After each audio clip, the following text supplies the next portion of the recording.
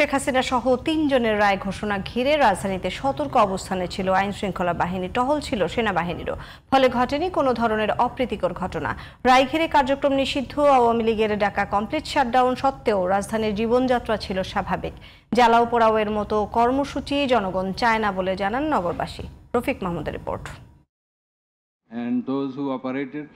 মানবতাবিরোধী অপরাধ মামলায় শেখ হাসিনা সহ ৩ জনের বিরুদ্ধে ট্রাইব্যুনালের রায়কে কেন্দ্র করে রাজধানী সহ সারা দেশে 2 দিনের কমপ্লিট শাটডাউন কর্মসূচি ঘোষণা করে কার্যক্রম নিষিদ্ধ আওয়ামী লীগ। তবে রাজধানীর জনজীবনে এর তেমন কোনো প্রভাব পড়েনি।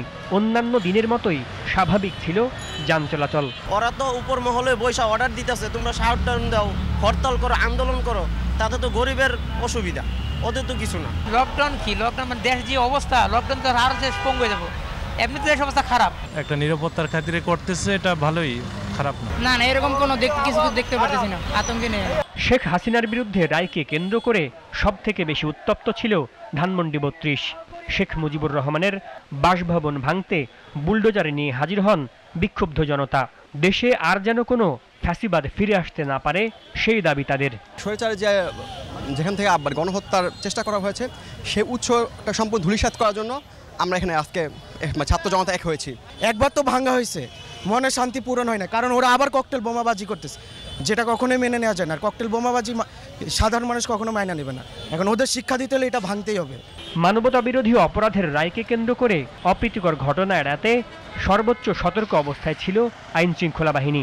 হাইকোর্ট, প্রধান উপদেষ্টার বাসভবন সহ বিভিন্ন গুরুত্বপূর্ণ এলাকায় মোতায়েন করা হয় আইন শৃঙ্খলা বাহিনীর বিপুল সংখ্যক সদস্য। ছিলেন সেনাবাহিনী, বিজিবি ও র্যাব সদস্যরা। যে কোনো পরিস্থিতি নিয়ন্ত্রণের সক্ষমতা পুলিশের রয়েছে বলে জানিয়েছেন ডিএমপির অতিরিক্ত কমিশনার তালেবুর রহমান।